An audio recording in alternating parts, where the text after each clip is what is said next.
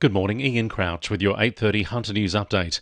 There are big delays for Newcastle-bound traffic following a 6-car pile-up on the New England Highway at Taro. The nose-to-tail crash has happened on the rail overbridge and one lane is blocked. Ambulance paramedics assessed 2 people at the scene and one has been taken to hospital with minor lacerations. The Hunter recorded its lowest number of new COVID-19 cases in 5 weeks yesterday, but is still the region of most concern in New South Wales. 32 new cases were recorded for the region, down from the 73 cases on Saturday, with still the highest daily increase in the state. There were 11 new cases in Lake Macquarie, 6 in Newcastle, 5 in both Cessnock and Maitland, 4 in Port Stephens and 1 in Singleton. Fragments of the virus have been detected in sewage in Dungog despite no known cases in the LGA. There have also been sewage detections at treatment plants in Branxton, Karua and Tanilba Bay.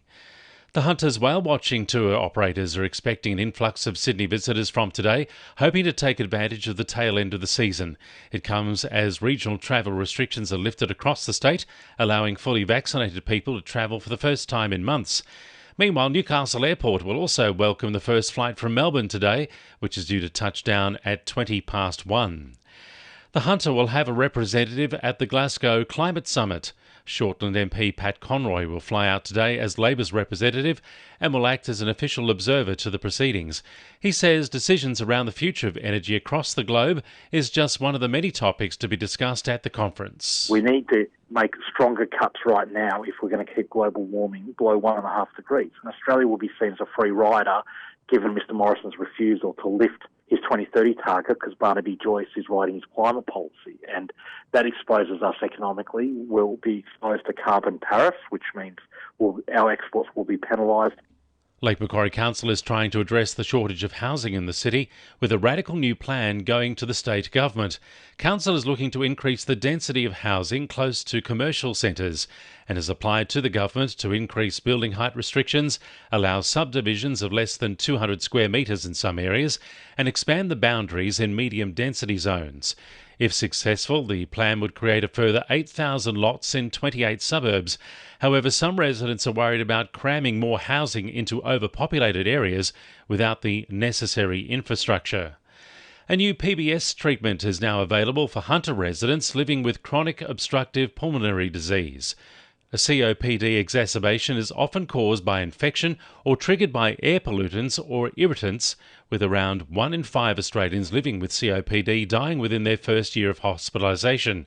Respiratory specialist Simon Bowler says people living with the condition are encouraged to speak to their GP about treatment options. The new treatment option on the pharmaceutical benefits scheme is a medication called Respiratory. Respiratory is a 3-in-1 inhaler device which has 2 medications opening up the bronchial tubes and 1 medication which is an anti-inflammatory agent.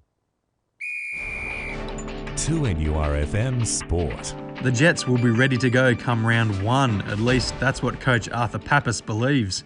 A disrupted pre-season means the side hasn't had much game time together. Pappas says his players are all on the same page. Every player in the squad understands exactly how to play the way we want to play. That's what pre-seasons are about in the end. And then, whoever gets picked in round 1 will be the team that deserves to get picked. And also the players who aren't picked or on the bench, they'll be just as important. Hunter trotting trainer Melanie Elder will consider a Metropolitan start for a Shark.